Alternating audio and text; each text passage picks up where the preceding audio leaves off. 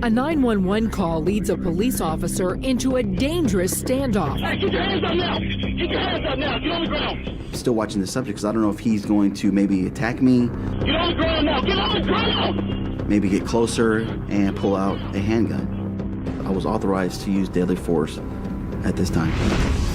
January 4th, 2015.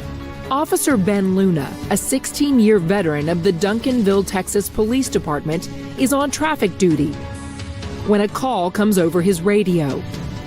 911, location of the emergency. Yes, ma'am. I'm here at this, on 6 or 7 at this 7-Eleven, and this three young boys, they just walked across the street. This young boy is walking around with a big old ass gun showing it. He has on green pants and a gray hoodie. Did he have that gun in his hand? He got the gun right in the front of his pants. Like if he raised up his shirt, you'll see it. It's a big old ass gun. I'm right down the street. I start heading that way. As soon as I make the right turn, maybe not even half a block, I see teenagers matching the description. The subject with the handgun was wearing the gray sweater. My eyes were focused on him. As I pull up, he looks back at me and makes a movement towards his waistband, at which time, stop my vehicle, automatically come out with my handgun drawn, giving loud verbal commands. Hey, get your hands up now! When you're dispatched to a call with a subject with a handgun, the stakes are so much higher. Get your hands up now! Get on the ground! None of the suspects follows the commands. I don't care! Get on the ground! The subject in the gray sweater is walking towards me. As I'm also looking at the two other teenagers, they're making movements where they're putting their hands toward their pockets. So I don't know at that time, could there be multiple weapons involved? No, I don't care! Get on the ground! And I'm giving loud verbal commands. You know, hands up, stop, stop. But the suspect in gray doesn't stop. He's saying it's a BB gun and it's not real, it's a BB gun. I don't know that. I don't know if that could be a distraction as his subject, the teenager, is still approaching me. The suspects are considered armed because of the 911 call and are ignoring the commands. At this point, Luna is authorized to use deadly force, but he doesn't pull the trigger. I believe until I saw a weapon being pulled from a waistband is when I would have used deadly force. But until then, I needed to see a weapon being displayed. But Luna doesn't see a weapon. The 911 caller said the gun was tucked into the suspect's waistband. As the dash cam video rolls, you can see that the young man's sweatshirt is completely pulled down, covering his waistband and any possible weapon. Get on the ground now! Get on the ground!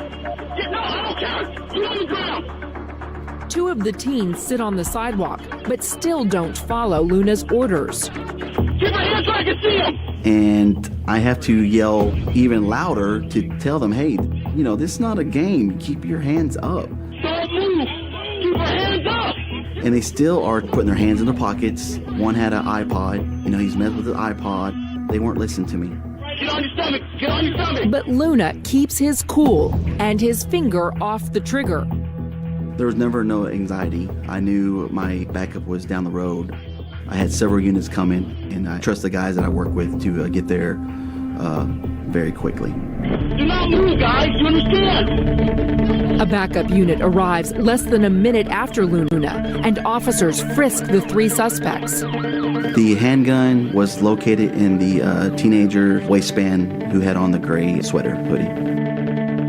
But as the suspect claims, it is in fact a BB gun. That one says he's got the fake gun, but I don't know. This BB gun looks so real that anybody, civilian, police officer, if it were pulled out, would believe this was a real handgun. All three subjects are all alive because I didn't see a weapon displayed at all. The teens are released, and Officer Luna finishes his shift. Later that night, he replays the incident in his head. I didn't think about it until later on when I got home of how close I came to taking a life that day. If that handgun was pulled out on a police officer, that officer would have a split-second decision to take a life and not have time to think about if that gun was real or fake. Luna's quick thinking under pressure prevented a tragedy, but not every incident has the same outcome.